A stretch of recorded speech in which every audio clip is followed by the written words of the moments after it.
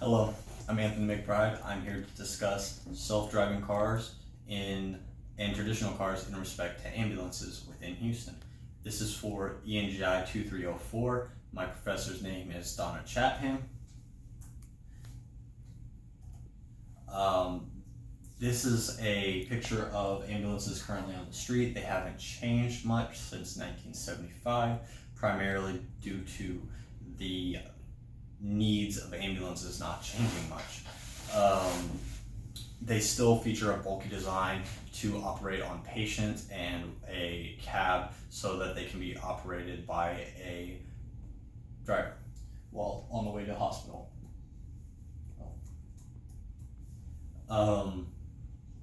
Most EMS vehicles are operated within the Houston Fire Department. The Houston Fire Department has 30 said vehicles within its operation with a budget of $4.8 million per year, and they use this money to replace and maintain parts on EMS vehicles that are currently in service, but also to pay its employees and to replace EMS vehicles as they see fit. The Houston Fire Department has always been looking for safer, more efficient replacements for the future. The self-driving ambulances is a very specific type of self-driving car. Self-driving cars are a new technology recently hitting the streets in past years. The data is just coming in for how they are so safe.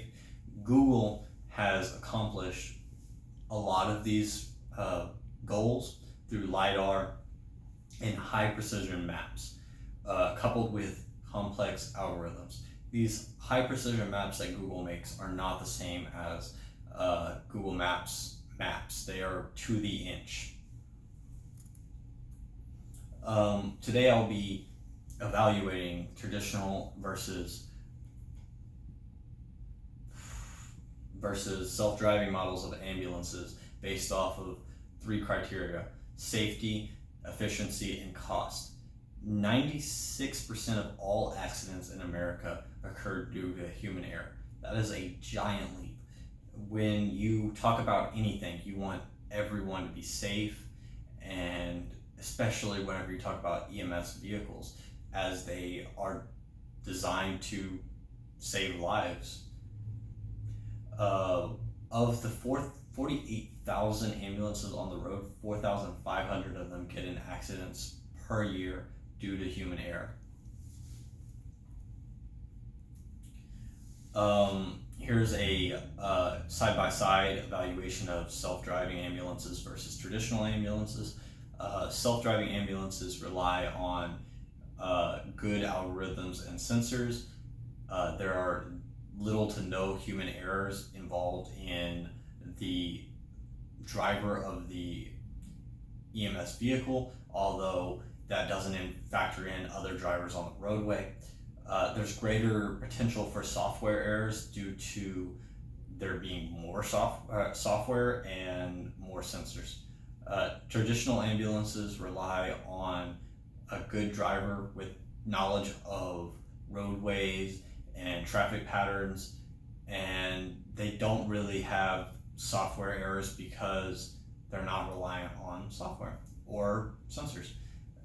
They have a greater potential for human error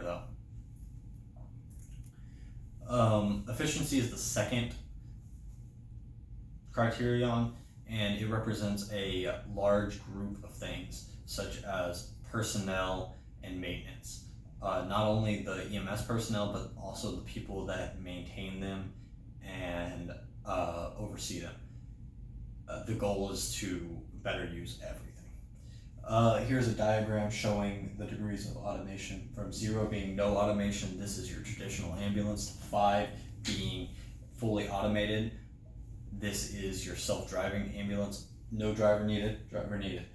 1 through 4 represents a in-between ground, where such as things like cruise control, assisted parking, and other such features that are becoming staples in new consumer markets. Here's a side-by-side of efficiency in self-driving and traditional ambulances. Self-driving ambulances provide less stress on mechanical parts, whereas traditional ambulances stress parts more due to human error and the nature of self-driving cars being more precise in handling your clutch, your engine, and your tires and brakes. Self-driving ambulances, one big plus is that both EMS personnel are available to help the patient and or patients if there's more than one, because their best skills is not as a chauffeur, it's as a life provider. There is an increased maintenance on sensors of self-driving versions because there are more sensors to maintain. My third criterion is cost. Cost is a very important aspect because there's a limited amount of money out there. Like I said before, the department spends $4.8 million on its EMS fleet per year. That includes maintenance, personnel, people to maintain it, paramedics, and that kind of stuff. Spending for EMS departments is under heavy scrutiny of the state because of the nature of the business. It is there to save lives, and it is a state organization. Here's a side-by-side cost evaluation of self-driving versus traditional ambulances. Self-driving ambulances cost $260,000 per ambulance, and traditional ambulances cost around $160,000 per ambulance. For self-driving cars, there's an increased amount of sensor maintenance, but a lower cost of mechanical maintenance.